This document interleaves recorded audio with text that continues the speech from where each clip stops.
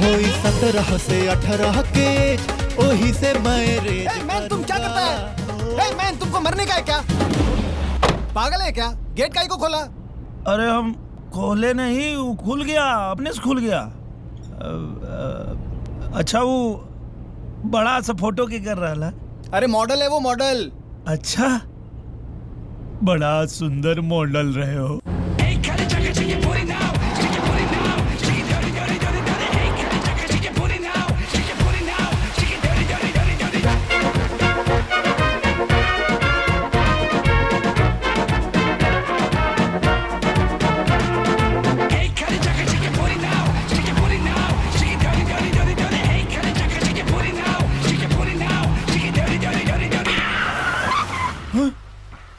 काबिल भैया, ये कौन जगह? ये रिजॉर्ट है, किराए पे कमरा मिलता है। माल होएगा तभी अंदर जाने का, समझा? अरे माल तो बहुत बा, तू टेंशन मत ला, ला तू अपन पकड़ा। Good morning. Good morning. Welcome. सिपाही जी, सामान घर पर रखवा दीजिए, ठीक है? Okay ma'am. चलिए। Please come. रघुनंदन चाचा ना, सनसनिया के फोन लगाओ तनी।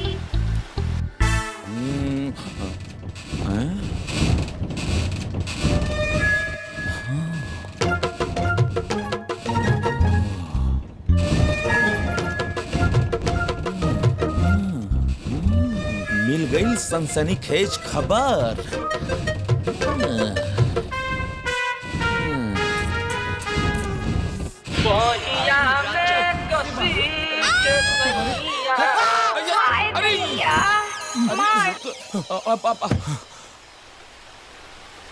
अरे सरवा फोन काटता रे, मिल बेटा तोरा के काटता नहीं। का करत रहा? तरा हुए न कहले रहनी कि हमार बीवी पे नजर रख। कौन जिला का बाड़े रे? बीबी पे नजर रखे कहले रहनी। हाँ। मियाँ बीबी पे क्या हुआ दिलेर डार्लिंग? कुछ ना, समझावत रहनी है कि काम ईमानदारी से कर, एक का जिला घर पर टूट पड़ी। अरे अबे रुक ना यार।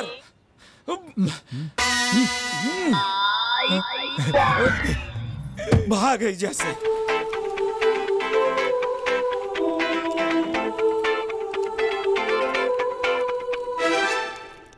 गुड मॉर्निंग सर। हाँ खुश रहा। एगो कमरा चाहिए। ओके सर, मैं अभी देखकर बताती हूँ। हाँ देख ला। हाँ। अरे गजब रे गजब, यही जो बाड़ू तू। ये फोटो के करा? सर 24,000। का? कितना? सर 24,000 रुपए जमा कर दीजिए। मतलब पूरा महीना का ले ले वो अभी है? नहीं सर, ये सिर्फ 2 दिन का रेंट है। 2 दिन के?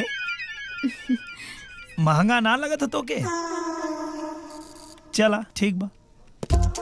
अरे ये क्या कर रहे हैं आप? अरे तो के का पता, कब बाहर निकल के देखा कितना पॉकेट मारी होता, चुरा के रखे के पड़ेला मोजा में पैसा। ला।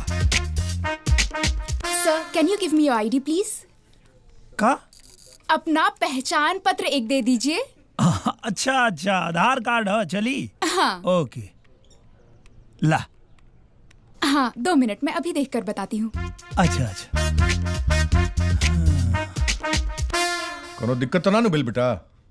ना पापा, बस उहे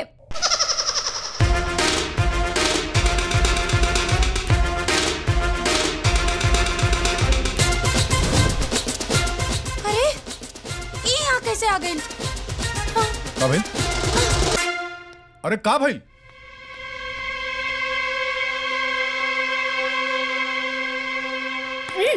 ते यहाँ कैसे? ये तो ललुआ बा।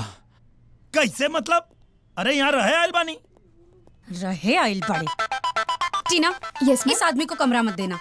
लेकिन मैम इन्होंने तो पैसे जमा कर दिए हैं। क्या? कितने दिन के लिए? 2 दिन के लिए मैम।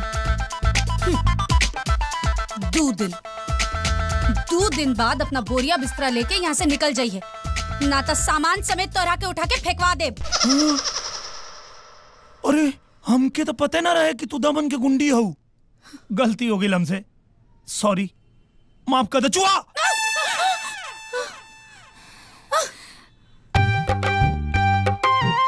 चूहा से डराए वाला, शेर से पंगा ना लेवेला।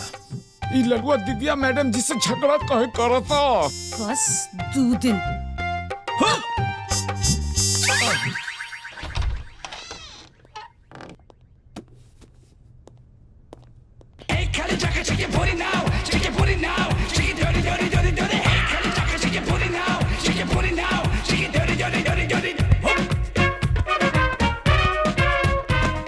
एसी चला दूं सर? एसी भाई जोन जोन चलेला सब चला जा, खाली 2 दिन में 24,000 वसूले के लिए।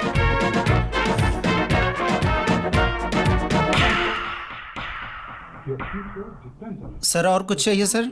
कुछ खाना वाना खिएबो? क्या खाएंगे सर? अरे यार जौन तोहरा यहाँ सबसे महंगा होके, सबसे बढ़िया होके कुल लेके आवो। ओके सर। जल्दी लेके आवो भाई।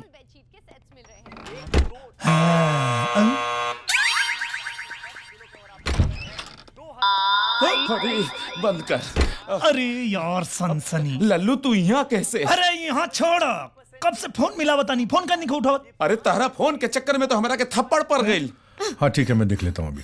हाँ हाँ का भेल बेटा? अरे वो गांव के गवार यहाँ तक आ गए बा पापा। के लल्लू? इतना भयंकर झगड़ा भइल रहे दिव्या मैडम से। अरे ओकरे से तो बदला लेवे यहाँ आइल बनी। ए भाई, दिव्या मैडम के ना पता चले के चाहे कि हम दोनों गांव के दोस्त बनी जा। काहे? अरे हमार नौकरी चल जाई, हमार मालकिन न बड़ी। अरे एगो बात बताओ। हाँ? पूरा दुनिया छोड़ के यहाँ दमन में का करता रहो? दमन हमरा के बहुते पसंद बा। ऊ काहे?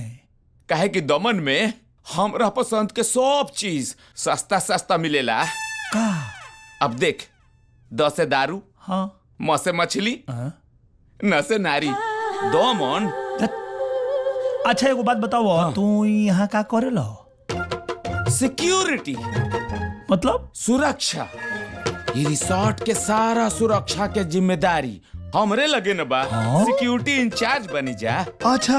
हाँ, और एक बात, का? ये रिसोर्ट के मालिक रघुनंदन बाबू के हम खास जासूस बनी। हम हर जगह पे चप्पे चप्पे पे सनसनीखेज खबर सूंघ के पता कर लेवे नी। सूंघ के पता लगा लेवेला? हाँ। अच्छा, मतलब कुत्ता के नौकरी करता रहो? कुत्ता कुछ भी बोलता रे यार। अरे मजाक करो तनी, चलो टीवी देखो। अरे अरे बाप रे, अरे बाप अरे रे। बेल है ना बजाता, वो नहीं कहा जाता रहो। हाँ, हम ऐजा नहीं की। हाँ,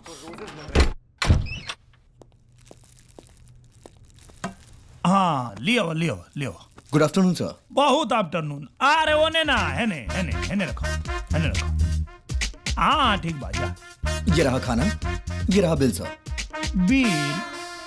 अब कोनो बात के बिल? खाने का सर। खाना के बिल अलग से? जी। अच्छा, कतना? 10,500। 10,500? जी। हे मर्दे, कौन जिला घर हो? चंदौली सर। चंदौली जिला? तो एगो बात बताओ, एक कमरा के 24,000 भाड़ा लेता रे सन चंदौली में। 24,000 में ऐसा एगो कमरा बन जाये, 10,500 खाना के बिल बा। अरे यार 10,500 में तो हमनी के गांव में 1 महीना खा लेनी जा। वो तो ठीक है सर, इस बिल का क्या करूं? का करबा? वो बिल से निकला था तो ओकरे से पूछा था नहीं। अच्छा चल रखा जा, रखा। थैंक यू सर। चला जा। 10,500 के खाना, ई कौन खाना ली आइल बा? का भाई? अरे का भाई? अरे का भाई? अरे बाप। ई का? अरे भाई, झंडा के डंडा गलत जगह ले बानी। जिया हमर लाल, शाबाश। जियल हराम कर दे तू घमंडिन के। कहाँ बड़ा बबुआ, का करत रह बताओ? अब वहीं रुकी ना बबुआ। हाँ माई। का करत रह? हाँ कुछ ना, समुंदर के किनारे घूम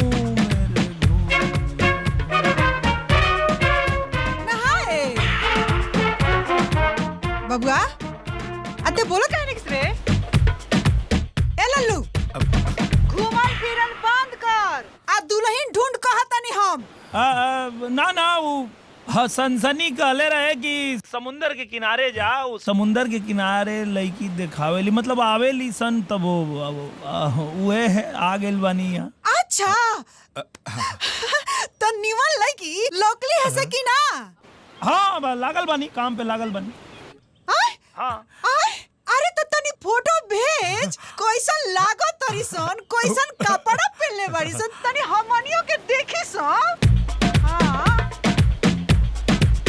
लल्लू अच्छा रखा फोन, रखा होटल पहुंच के फोन करता है। ए लल्लू काट देलस। कैसन बाड़ी का पहिरले बाड़ी? अरे कुछ पहिरले रही सब तब न बताई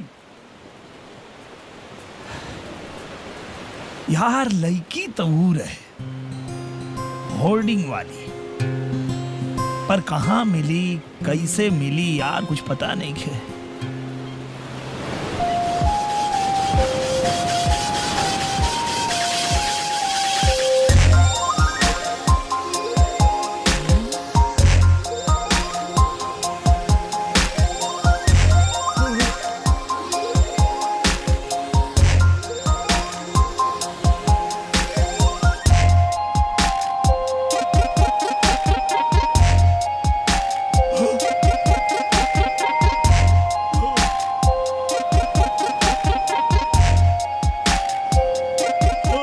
गजब रे गजब।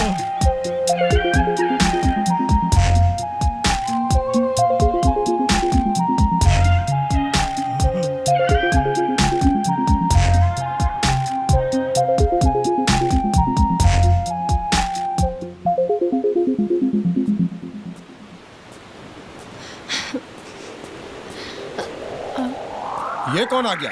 कट कट कट, अरे निकालो उसे, बाहर करो। अरे कहाँ से अरे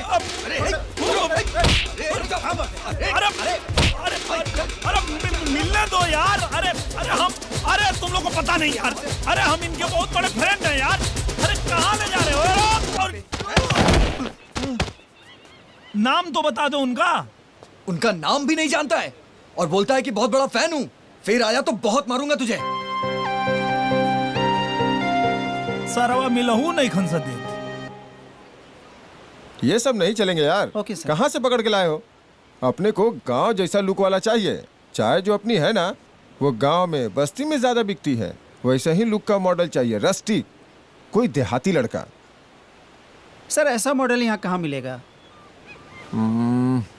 वो फ्रेम में जो लड़का उछल कूद कर रहा था, हाँ। उसको पकड़ के लाओ ना। जी। अरे गलती हो गया भाई। अब कहाँ भाग रहे हैं? आपको डायरेक्टर साहब बुला रहे हैं। चलिए हमको? जल्दी चलिए। अच्छा आइए आइए। सर ये रहा। नमस्ते। अरे मेरी एड फिल्म में काम करना पसंद हाँ? करोगे? हम हाँ? अब हम कैसे? परफेक्ट, लल्लू की लैला, यही सही मॉडल है। Hello, I am Kajal.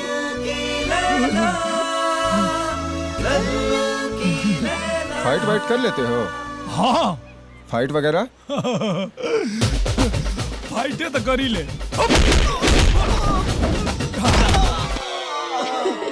Wow, वाह, तुम मेरे एड में काम कर रहे हो।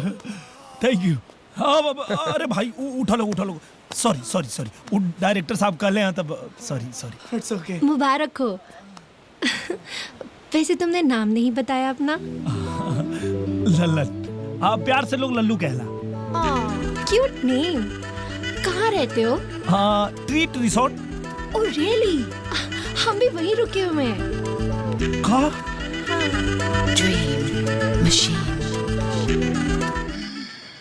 हाय टीना। Hello ma'am. वो गंवार लल्लन ने कमरा छोड़ा या नहीं? जी मैम। हाँ, थैंक गॉड। मैम अब वो स्वीट में शिफ्ट हो गए हैं। क्या? इतने महंगे स्वीट में? एक्चुअली मैम वो जो एड फिल्म वाले रिसोर्ट में रुके हैं, उन्होंने वो स्वीट ललन को दिलवाया है। क्या? पिया मन भाए वर्ल्ड वाइड चाय। एक्सीलेंट। सॉरी।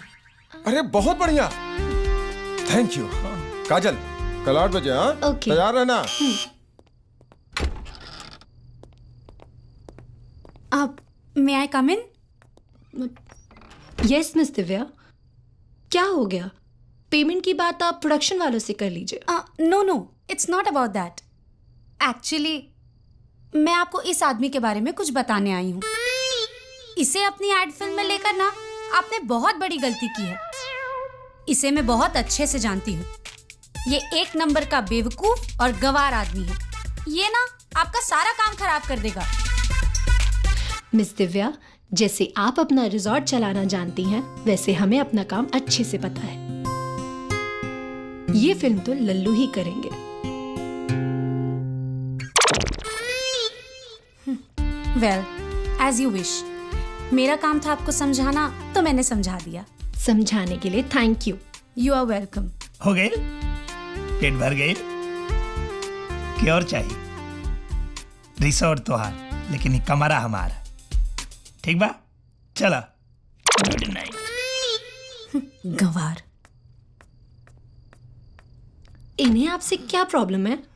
अरे एकरे चक्कर में तो हम दमन आइल बानी। हाँ? क्यों? क्या हो गया? अरे बहुत लंबा कहानी बा, बैठा बताओ तनी। आपने जिस नंबर को कॉल किया है वो फिलहाल उपलब्ध नहीं है। दी हमरा के हम बतियाओ तनी। कस्टमर है। हेलो, वॉइस एसएमएस भेजने के लिए स्टार दबाकर मोबाइल नंबर डायल करें। देखो, खाली तू ही बोलबू कि हमरो बतवा सुन। हमरा बेटा से बात कराओ। बात कराओ ना, तो फोन में घुस के मारे तोरा करे। बात करो।